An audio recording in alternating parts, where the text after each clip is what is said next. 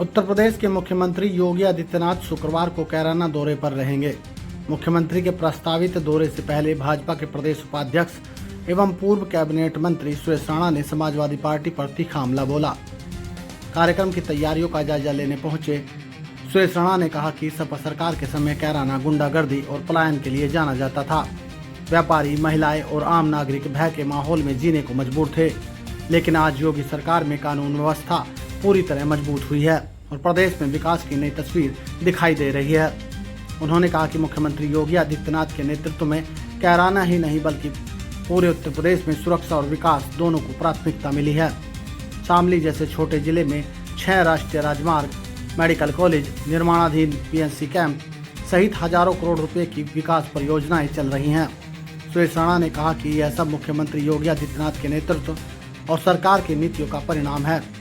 उन्होंने बताया कि मुख्यमंत्री शुक्रवार को सबसे पहले निर्माणाधीन पीएससी कैंप का निरीक्षण करेंगे और इसके बाद विजय पथिक राजकीय डिग्री कॉलेज में जनसभा को संबोधित करेंगे।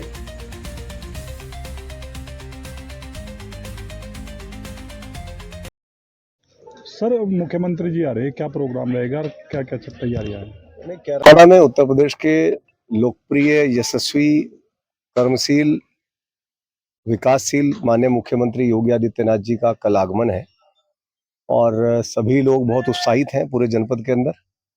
और कैराना में उनका आगमन होता है तो और उत्साह 4 गुना हो जाता है, क्योंकि ये वही कैराना है जो समाजवादी पार्टी में लोग यहाँ पलायन के लिए मजबूर हुए थे। ये वही कैराना है जहाँ दिन में, रात को छोड़ो, दिन में भी गोलियों की तड़तड़ाहट सुनती थी।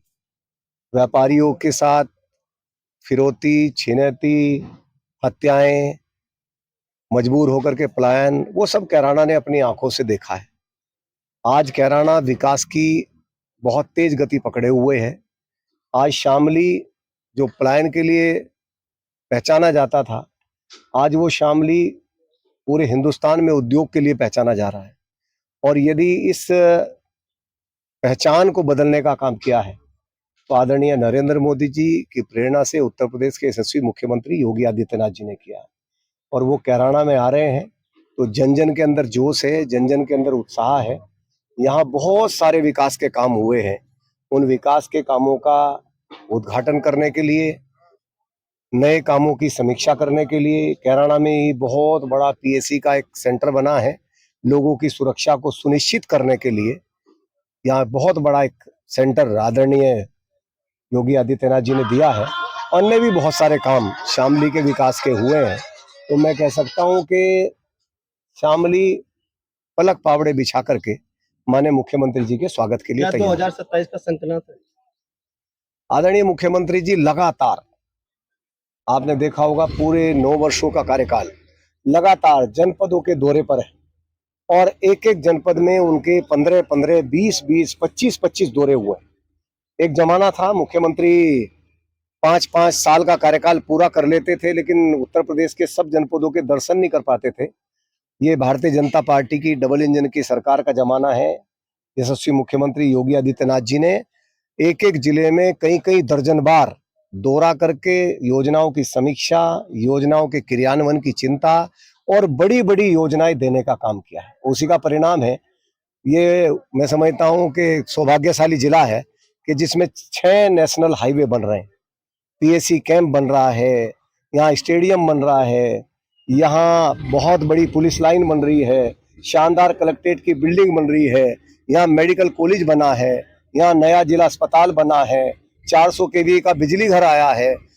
मैं गिनवा सकता हूँ 100 से 150 काम तो ऐसे हैं जो 15 करोड़ की लागत से ऊपर के हैं। योगी जी देश में कहीं भी जाते हैं तो कैराना मॉडल की बार बार बात करते हैं।